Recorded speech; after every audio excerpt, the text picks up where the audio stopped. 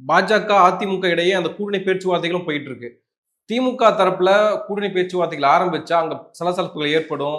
Sheet ஷேரிங்ல வந்து கூட்டணி உடையறதுக்கான வாய்ப்புகள் இருக்குன்னு சொல்லப்படுதுல்ல. அதாங்க அப்படி சலசலப்பு வரணும்னு ஆசைப்படுற வலதுசாரி ஊடகங்கள், பிரிண்ட் மீடியாக்கள் வந்து திடீர்னு வந்து விஜய் வந்து ஒரு காங்கிரஸ் பிரமுகர் சந்தித்தார். அவர் அதிகாரப்பூர்வமான சந்திப்போ முறையாக தேர்தல் கூட்டணிக்கான பேச்சுவார்த்தையோ இல்லைன்னு தெரியும் அவங்களுக்கு.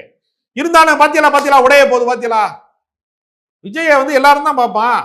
அது வந்து ஒரு இது மாதிரி தானங்க, பொருட்காட்சிக்கு போறது மாதிரி தானங்க. சினிமா நடிகனை வந்து யார் வேணாலும் பார்ப்பாங்க, பிரபலங்களை யார் வேணாலும் பார்ப்பாங்க.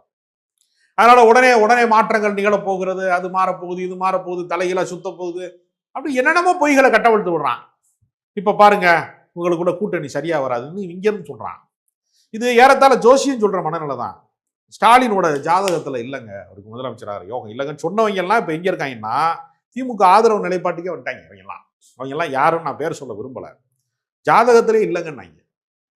இப்ப இன்னொரு ஜோசி சொல்லிட்டு இப்போ ஒரு கிறுக்கு பயில கொஞ்சம் பேர் கிளம்பியிருக்காங்க. 2வது முறை ஆட்சிக்கு வந்ததே இல்லை திமுகங்கிறாங்க. இப்ப வந்தா என்ன பண்ணுவாங்கலாம், சூசைட் பண்ணிக்கிறானா, தற்கொலை பண்ணி செத்துக்கிறோனா.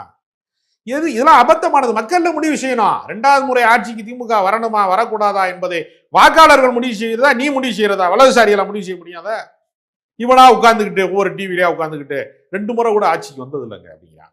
ஏற்கனவே பல பொய்களை சொல்லியிருக்காங்க. திமுக ஆட்சிக்கு வந்தா மழை பெய்யாதும்பேன் ஒருத்தன், வெயில் சரியா போடாதும்பேன், எவ்வளவோ சொல்லியிருக்கிறாங்க. அதையெல்லாம் மீறி தான் அவங்க 6 முறை ஆட்சி பீடத்தில் அமர்ந்திருக்கிறார்கள். 7வது முறையும் திமுகவை கழித்து விட்டு தமிழ்நாட்டிலே எந்த கூட்டணியிலையுமே ஒரு ஸ்திரத்தன்மை இல்லை, உறுதித்தன்மை இல்லை, ஒரு முறையான பாதை யாருக்குமே இல்லை. எல்லாமே நீங்க பாத்தீங்கன்னா செதறு தேங்காயா இருக்கிறது. ஏறத்தாழ மற்ற கட்சி பூராமே ஒரு ஃப்ரூட் மிக்சரா இருக்கு. எல்லா பழமும் மிஞ்சி போச்சுன்னா அந்த பழச்சாறு கடையில என்ன செய்வேன் தெரியாம ஃப்ரூட் மிக்சர்னு கலந்து அடிச்சிருவான். அதனால தனித்தனி ஜூஸரா இவங்க இல்லை. இவங்க எல்லாமே கீழே கொட்டுறதுக்கு முந்தின நிலைமையில இருக்கிறாங்க, கெட்டு போறதுக்கு முந்தின நிலைமையில இருக்காங்க. நாம் தமிழர் கட்சி அது எப்பவுமே கவுன்சிலர் எலெக்ஷன்ல கூட வெல்லக்கூடாது என்பது உறுதியோடு இருக்கிற ஒரு கட்சி. அது பிரபாகரன் என்ன தேர்தல் நின்றாரு, அது மாதிரி அது ஒரு கட்சி. அதனால அந்த கட்சி எப்பவுமே தமிழ்நாட்டு அரசியல்ல ஜனநாயக பாதைக்கு அதுக்கு சம்பந்தமே கிடையாது. அவங்களாம் 6 மாசத்துக்கு முன்னாடி வேணும், ஜெயிக்காத கட்சி தானே, யாரை வேணாலும் வேட்பாளராக அறிவிப்பாங்க. அவங்களாம் சும்மா வந்துக்கிட்டு நாங்க அங்கே ஜெயிச்சிட்டோம், இங்கே வந்து இத்தனை ஓட்டு வாங்கிட்டோம், 5000 ஓட்டு வாங்கிட்டோம், 2000 ஓட்டு வாங்கிட்டோம் சொல்லிட்டே திரிவாங்க. அது களத்துல இல்லாத கட்சி.